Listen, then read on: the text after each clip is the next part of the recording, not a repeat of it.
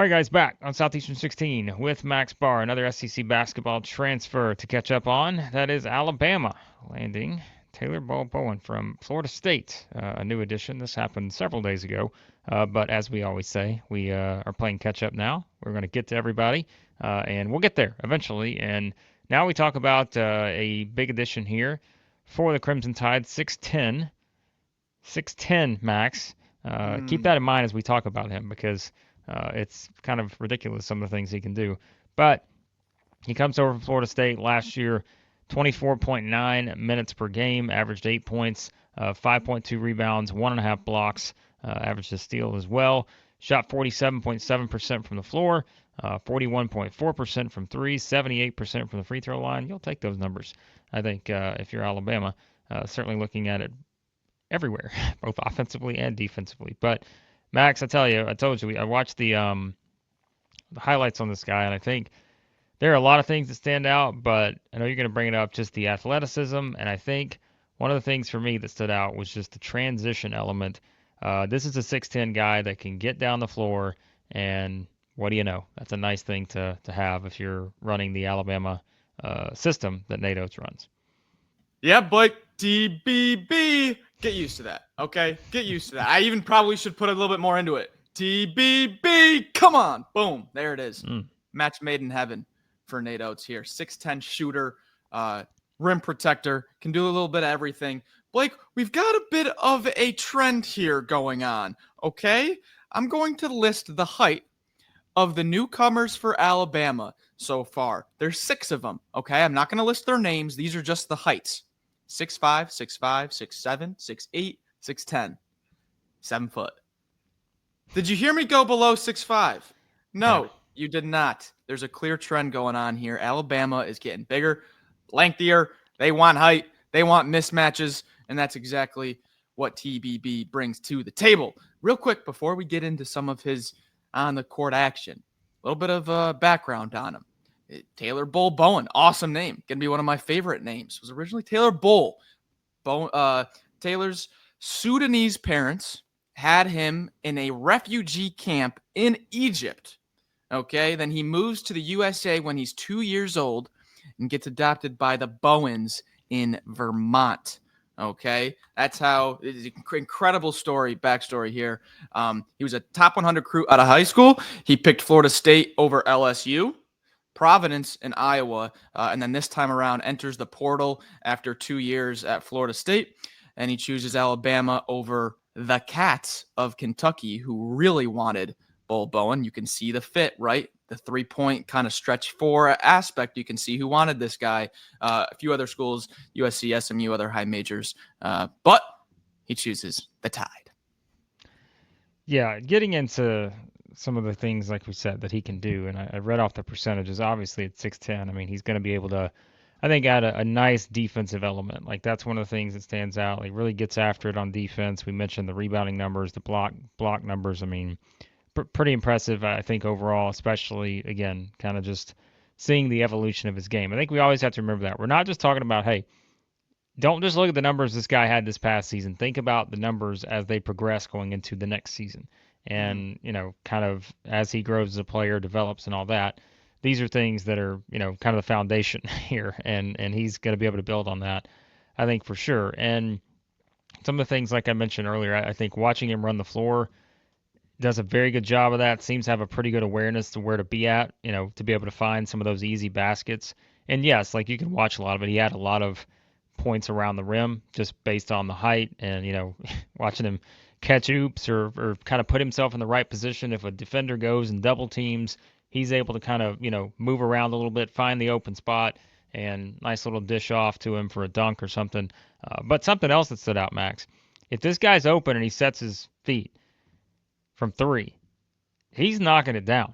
And, wasn't a high volume shooter. I'm looking now. Yeah, there wasn't a single game where he shot more than 5 one time. He went 3 of 6 against Wake Forest, but not a high volume. But we mentioned the percentage, very good. Like, took advantage of the opportunities that he had, and that's where, like, if you give him time to set and he's open, I mean, he's done a pretty good job of knocking down shots in the perimeter. So again, that is a valuable, characteristic to have in the Nate Oats offense. Yeah, you can see why Kentucky wanted him so bad. It Right. fits that Yeah. it fits that new age, kind of analytical approach, high rim rate, high 3-point rate. It fits that modern analytical approach. He's the perfect fit for that stretch four. You talked about his 3-point shooting. The improvement year to year with this guy, you can see why you really can project improvement. I mean, you're talking he was 7 of 33, 21% from three his freshman year. That improves to 29 of 70, 41% from three. He was actually number one in ACC play in 3-point percentage. Number one. All those Duke shooters, KK, Isaiah Evans, all those shooters Duke had. There's a few other good shooters around the league. Bol Bowen had the number one percentage from three in ACC play, which is incredible. He went from 11 minutes per game freshman year to 25 minutes per game.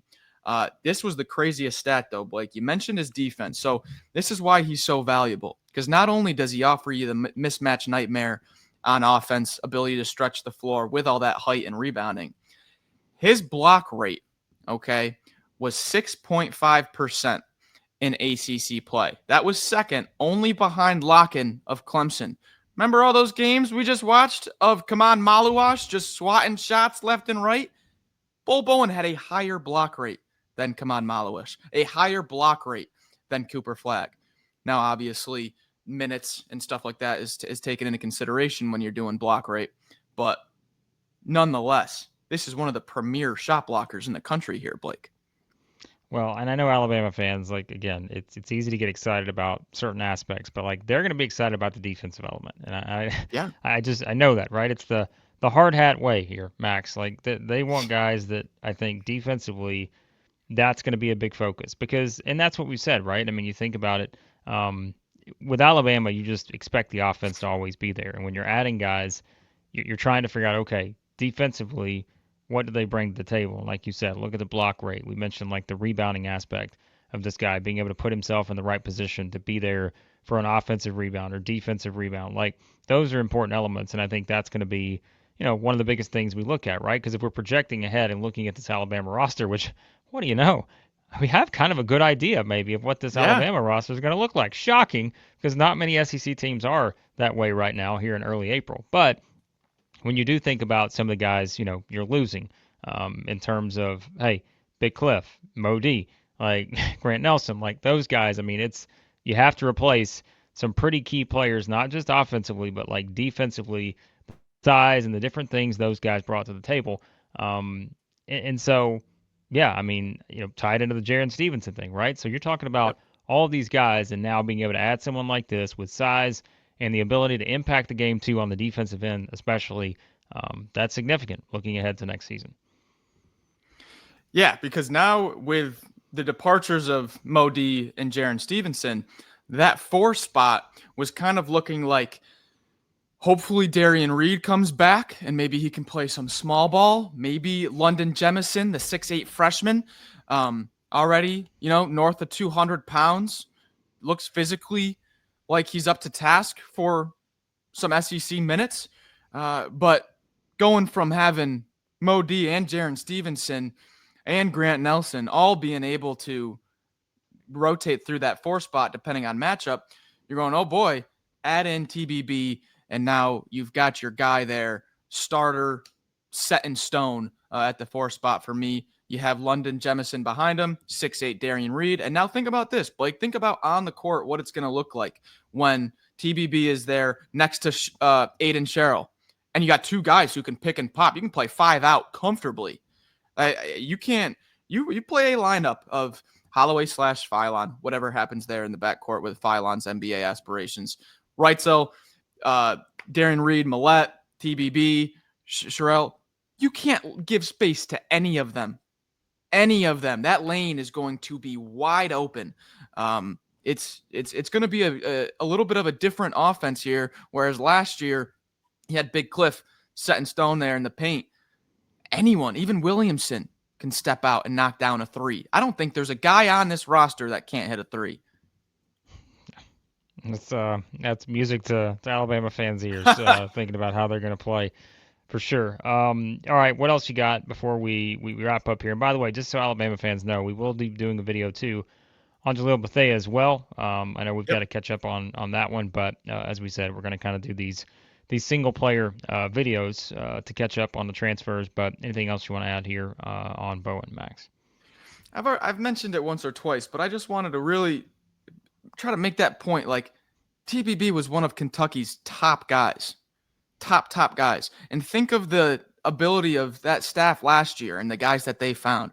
Owe, Almanor, some guys that we were like, yeah, they're good, but wow, they found some diamonds in the rough. To have Mark Pope's staff and Nate Oates' staff both making TBB a priority target should show you with those systems that they both run how important they thought a guy like this would be as a stretch four.